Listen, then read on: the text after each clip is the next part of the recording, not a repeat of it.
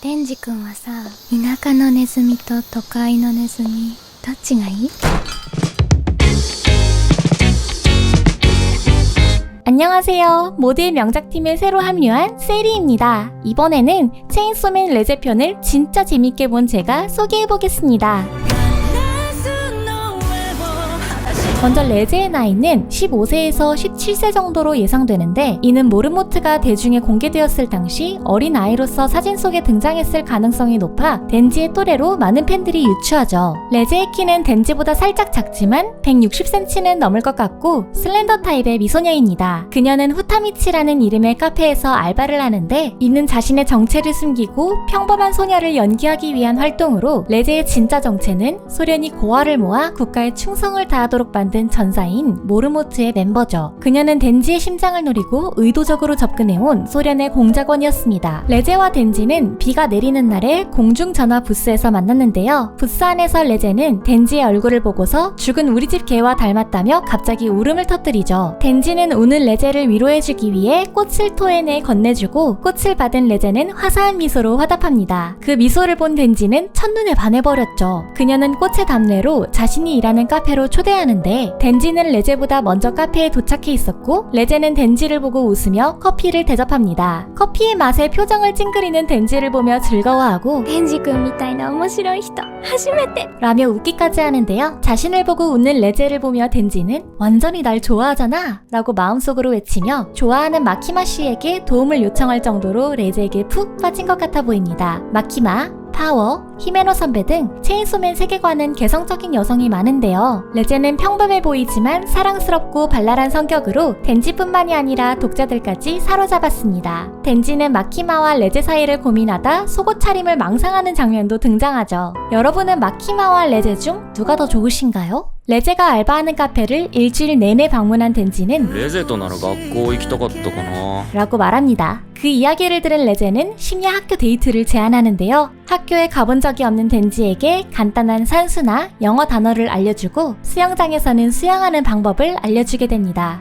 이때 한밤중에 수영장에서 레제가 속옷까지 다 벗으며 私が全部教えてあげる 라고 말하는 장면은 임팩트가 강했죠. 교실에서 덴지가 초등학교도 다니지 못했다는 얘기를 듣고 레제는 그거 안 되는 거 아니야? 16살은 아직 어린이니까. 보통은 시험 공부하거나 부활동하거나 친구랑 놀러가거나 하는데 덴지군은 악마를 죽이거나 죽을 뻔하거나 하다니 지금 있는 공안이라는 곳이 정말 좋은 곳이 맞니? 라고 말하며 걱정하는 말을 합니다. 하지만 이는 덴지에게만 하는 말이 아니라고 예상되는데요. 레제는 덴지와 마찬가지로 국가가 관리해 실험과 임무가 전부인 모르모트이기 때문이죠. 그래서 그녀는 덴지의 모습에서 자신의 모습을 겹쳐보았던 건 아닐까요? 또한 레제의 이 대사에는 모순이 몇 가지 있었는데 혹시 다들 눈치채셨나요? 레제는 덴지에게 평범한 고등학생의 생활에 대해 얘기하죠. 이 부분은 먼저 일본에 대해서 알아야 하는데, 일본은 우리처럼 고등학교가 소위 말하는 뺑뺑이 문화가 아니라서 중학교 때 입시 공부를 해서 원하는 고등학교에 진학합니다. 그러니까 일반적으로 일본에서 입학시험 때문에 공부하는 건 일본은 만 나이로 세니까 14살에서 15살 때 공부를 한다는 거죠. 또 일본은 부활동도 활발하죠. 그래서 본격적으로 입학시험을 대비하는 중3은 여름방학에 대부분 은퇴한다고 해요. 그러니까 레제의 이 발언은 사실 본인도 평범한 생활을 보내지 않아 생긴 거짓말인 거죠. 뭐 다행인지 불행인지 덴지는 초등학교도 안 다녀서 레제의 말에 아무 위화감도 느끼지 못했지만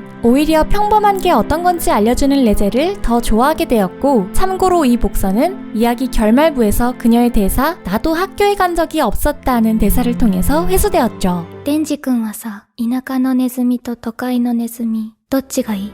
화장실에 가기 위해 덴지와 떨어진 레제는 덴지의 심장을 노리는 킬러에게 공격을 당하는데요. 자신보다 덩치가 크고 무기를 가지고 있는 킬러를 맨손으로 제압해버립니다. 이때 그녀는 러시아어로 노래를 부르며 킬러를 죽였는데, 이 장면은 레제가 러시아에서 온 자객이라는 사실을 드러내는 장면이죠. 이 노래가 어떤 의미인지 번역해봤습니다. 오늘은 제인과 데이트를 하는 날이야. 아침에는 같이 교회에 가고 카페에서 커피를 마시면서 오믈렛을 먹어야지. 공원에서 산책한 뒤에는 수족관에 가서 사랑하는 제인과 돌고래와 펭귄을 봐야지. 점심을 먹고 난 후에는 잠깐 쉬고 아침에 뭘 했었는지 떠올릴 때까지 계속 얘기해야지. 분명 다 떠올리지 못하겠지.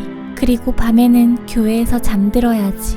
몇 번이고 교회에 가거나 아침에 있었던 일을 잊어버린다는 내용이 조금 이상한데요. 그 부분을 빼면 그냥 사랑 이야기를 담은 노래처럼 보입니다. 사랑하는 여자 제인을 만나 둘이 함께 평범한 생활을 보내고 죽는다는 아름답고도 슬픈 노래라고도 해석할 수 있죠. 러시아에서 태어났지만 실험체의 삶을 보내왔던 레제. 그녀는 이 가사처럼 평범한 나날들을 살고 싶어 해서 이 노래를 부른 게 아니었을까요? 학교에서 레제가 시골쥐가 되고 싶다고 말한 것도 같은 이유라고 예상됩니다. 학교 데이트를 마치고 레제와 덴지는 축제에 함께 가게 됩니다. 둘은 사과 사탕을 먹거나 고리 던지기를 하는 등 즐거운 시간을 보냈죠. 이후 카페 사장이 알려준 장소에서 그녀는 덴지의 상황에 대해서 의문을 표시합니다. 그리고 일 그만두고 나랑 같이 도망가지 않을래? 내가 덴지군을 행복하게 해줄게. 평생 지켜줄게. 라고 말하죠. 덴지가 이유를 물어보자 왜냐하면 나는 덴지군을 좋아하니까 라고 대답하고 덴지도 좋아해!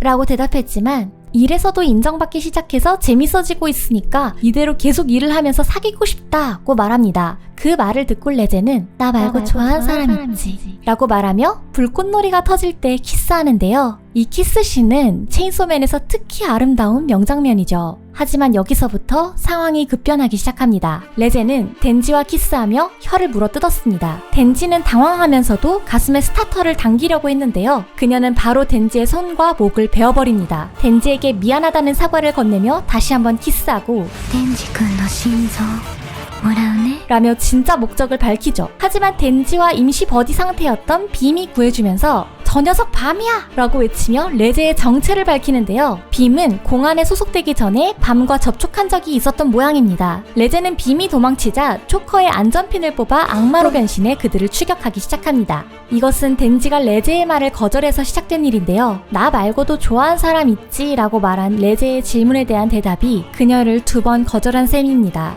첫 번째는 나 말고 좋아하는 사람이 있다는 것, 두 번째는 시골쥐가 되고 싶어하는 레제와는 달리 도시쥐를 선택한 것. 레제는 덴지가 마키마를 좋아한다는 것을 알게 되자 그럼 같이 도망쳐도 소용없었겠네 라고 말하는 모습을 보여줬는데요. 함께 도망치자는 제안은 진심이었던 것처럼 보입니다. 그녀는 소련이 의도적으로 만든 실험체인데요. 맨몸으로도 킬러를 죽일 정도로 강합니다. 거기에 덴지의 혀를 물어뜯고 목과 손을 바로 베어 변신도 못하게 무력화시키는 냉정한 판단력을 가지고 있다는 것을 알 수 있습니다. 덴지가 가슴에 있는 스타터를 당겨 체인소맨으로 변신하듯이 레제는 초커의 안전핀을 제거하면 머리가 폭발하며 폭탄의 악마로 변신합니다. 변신한 레제는 대마 이과의 훈련장에 쳐들어가 그 안에 있던 데빌 헌터들을 몰살시키죠. 仕方ない皆殺しコースかな 빔이 아키에게 그녀가 온다고 말할 때 총의 악마의 동료라고 말한 것을 보면 악마 중에서도 상당히 강력한 악마였다고 예상됩니다. 이후에 폭력의 마인의 진심발차기를 맞고도 멀쩡했고 덴지에게 우리가 싸우는 방법을 알려줄게 라고 여유롭게 말하는 것이 근거죠. 참고로 이 장면에서 밤이 팬티를 입고 있지만 대마 이과와 싸울 때는 팬티가 없었습니다. 폭탄의 악마는 이름 그대로 폭발에 관한 다양한 능력이 있는데요. 손으로 잡은 곳을 바로 폭발시키는 근거리 폭격과 손가락을 튕겨서 날리는 원거리 폭격 등 다양한 방식의 공격이 가능하죠. 그 외에도 손이나 머리를 베어서 수류탄으로 바꾸거나 팔이나 다리 같은 몸의 일부를 탄도로 바꿔 넓은 범위를 공격하는 능력도 있습니다. 폭발의 충격파를 이용해 하늘을 날거나 고속 이동을 하는 모습을 보면 능력의 활용도가 굉장한데요. 능력의 활용도가 높은 모습은 나의 히어로 아카데미아의 바쿠고 카츠키와 비슷하게 보입니다. 체인소맨 vs 폭탄의 악마, 레제, 태풍의 악마 vs 덴지, 빔의 전투는 영화 샤크네이도의 오마주로 화제가 되기도 했는데요. 전기톱,